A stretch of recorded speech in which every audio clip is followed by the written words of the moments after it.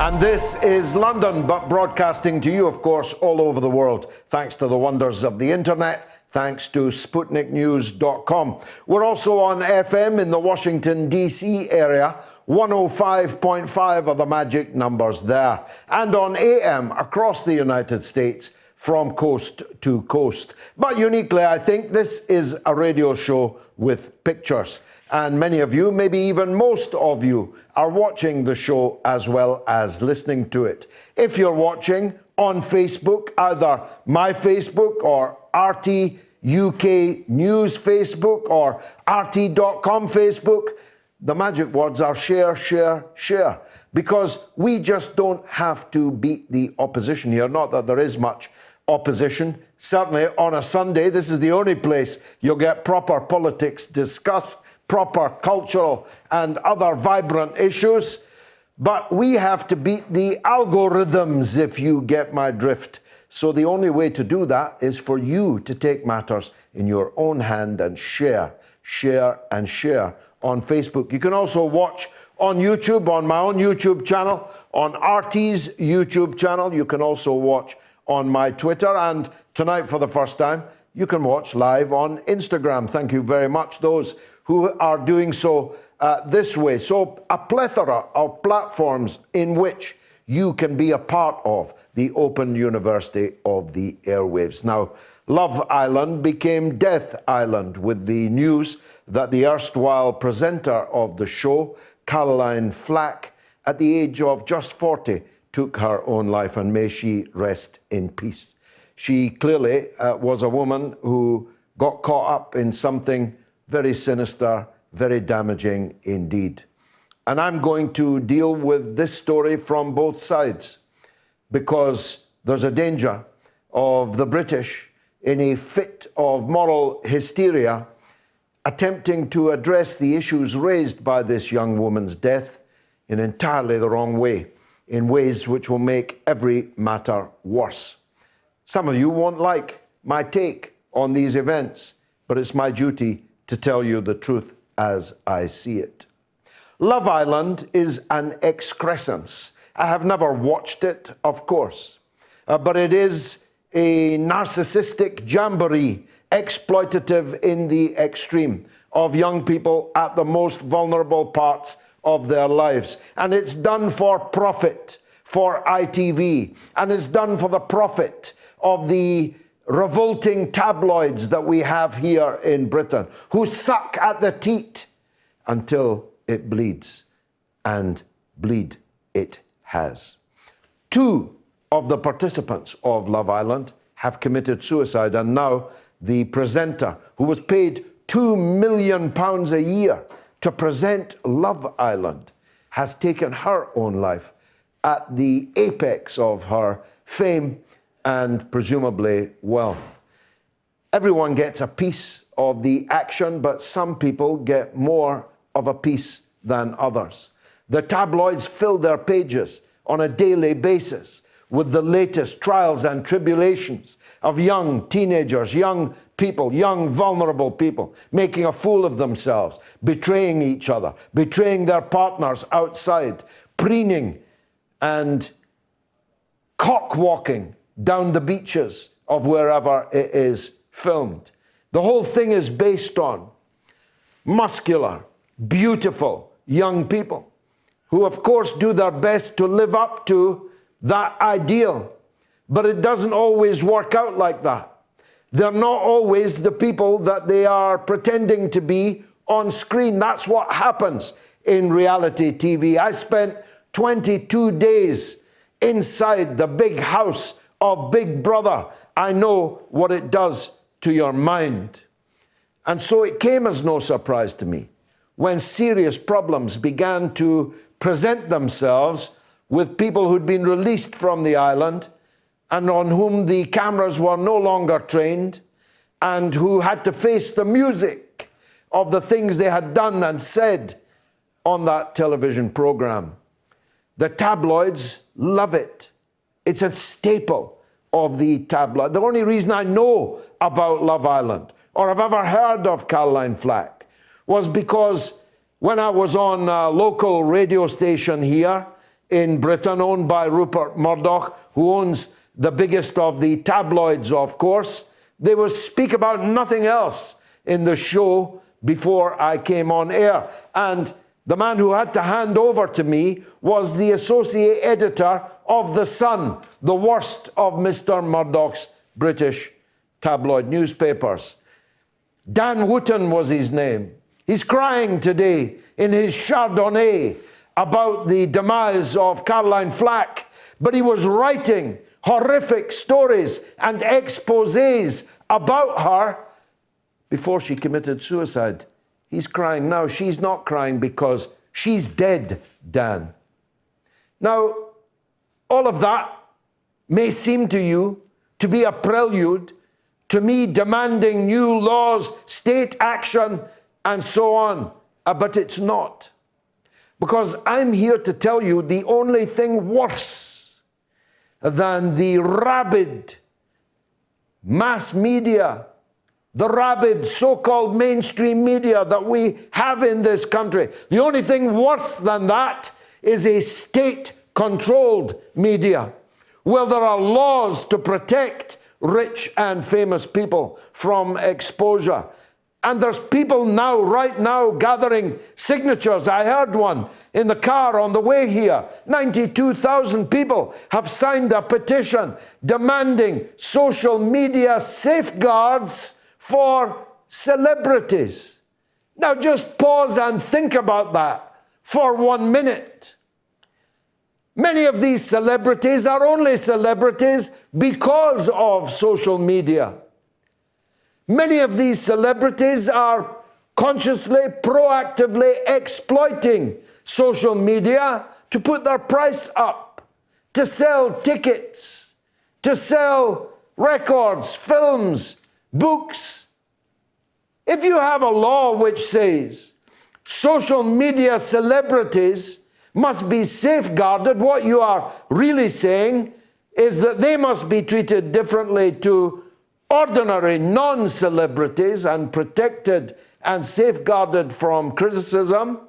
And you're saying to them, you've got a license to print money. We'll stop anyone criticizing you, attacking you, ridiculing you. All you need to do is show up on the social media and sell your tickets. That would clearly be a monstrosity. I also see people damning the Crown Prosecution Service for bringing criminal charges against the late and lamented Caroline Flack for having allegedly attacked her partner in his sleep so severely that there was blood on every wall, blood everywhere. And the partner called the police, 999. What were the police to do? Say we're not going to come because she's a troubled celebrity? What was the CPS supposed to do? Not bring charges because she was a celebrity? And what was the media to do?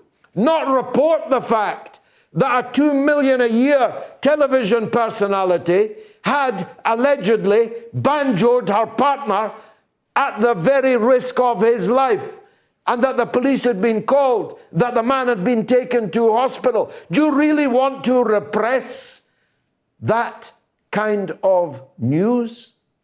You can't do so, because if you do so, you're saying to the rich and powerful, the celebrities, those that rule us, that there can be one law for them and a different law for a man who commits an assault up an alley in Middlesbrough or somewhere else, a man who is not a celebrity, or a woman who is not a celebrity for that matter. This is the road to madness. Once upon a time in Parliament, I talked out a private member's bill by a Tory MP called Nigel Watterson, who wanted to introduce a privacy law. And I was able to say, look, I could show you my scars. I have actually had worse treatment from the mass media on social media than the vast majority of celebrities. But I'm here to say, I told the Parliament, that this would be paving the road to hell with good intentions.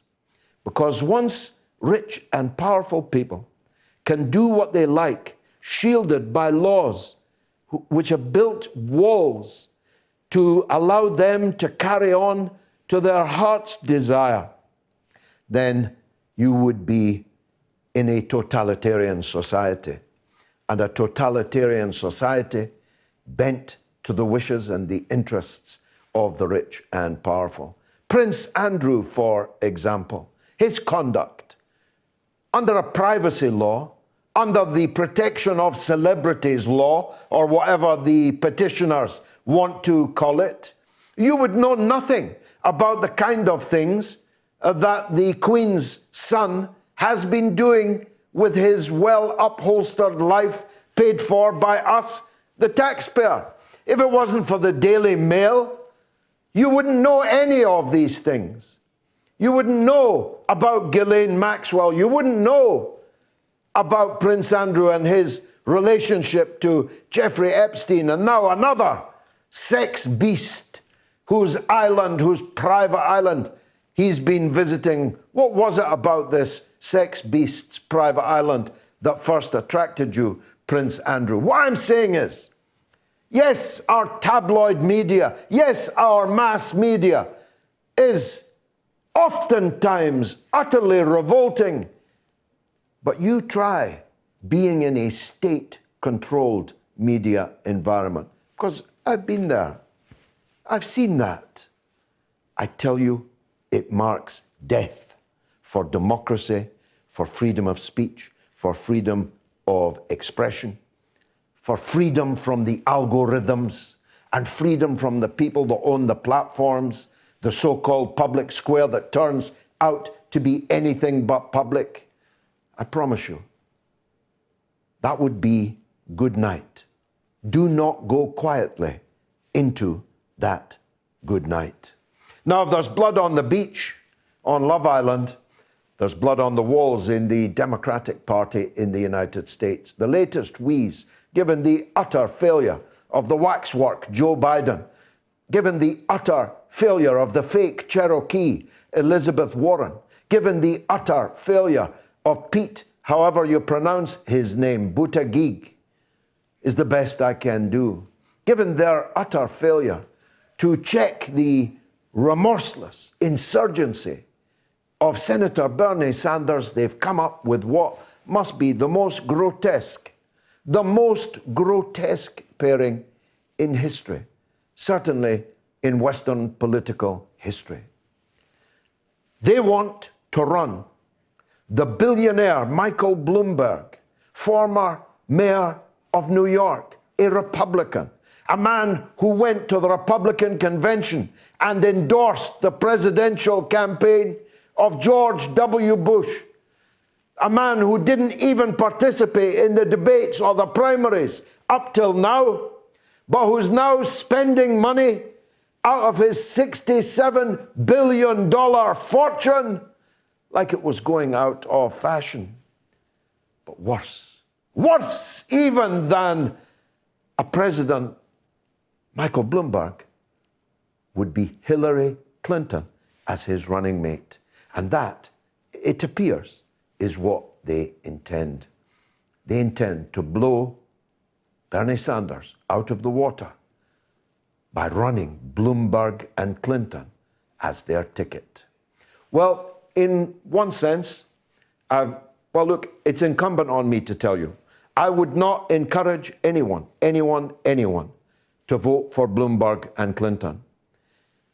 And I think that the great majority of the supporters of Bernie Sanders, if this process is rigged in favor of Bloomberg and Hillary, will never vote for that ticket. And that means get ready for another 4 years of Donald J. Trump as president. Now, lastly, though there are many other issues on the agenda this evening, we have to look at another very, very vexatious issue. I watched the so-called Corbyn candidate, Rebecca Long-Bailey, on television today, whose number one priority,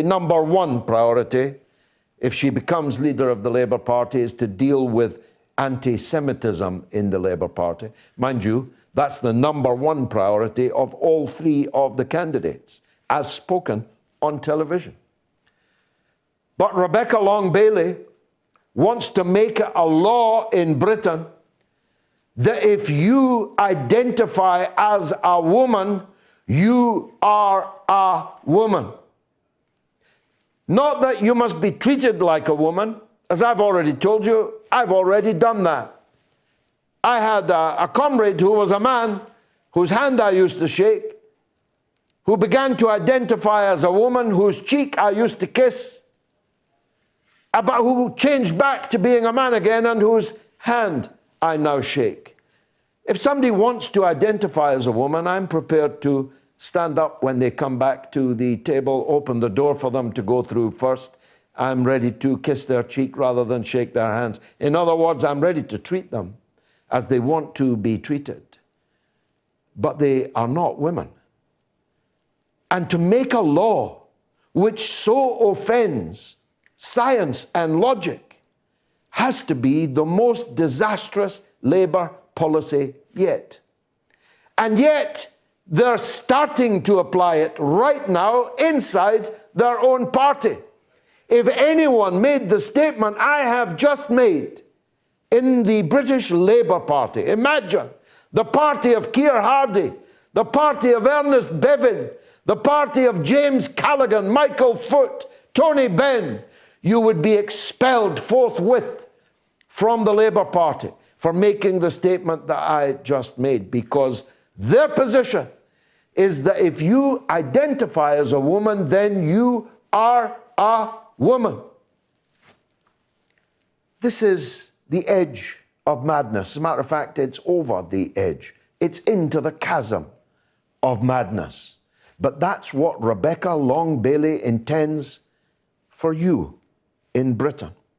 We're going to be talking to a man educated at Oxford University who became a rapper, who became a banker, who is an author and a coach.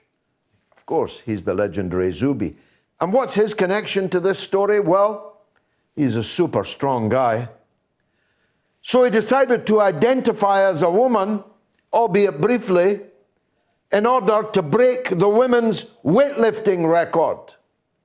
And he is now the world record holder in women's weightlifting, even though he's not a woman and only briefly identified as one in order to break this record, to get into the Guinness Book of Records. That's where this madness leads. It leads to men playing in women's football and using the strength and speed they have as men to cut a swathe through the defences of the women's football team, actual women, that he's playing against. Boys and men are winning women's sporting events all over the world merely by identifying as women. I'm sorry. I cannot remain silent on this. I have actually tried to stay out, by and large, of this whole affair because it was such a swamp and guaranteed such a backlash on social media. But hey, I don't need any safeguards. I can just block lunatics. And if it gets too hot, I could just not go on social media. It's quite easy, you know. You just don't click the button. I promise you this, it's going to be the mother of all talk shows tonight.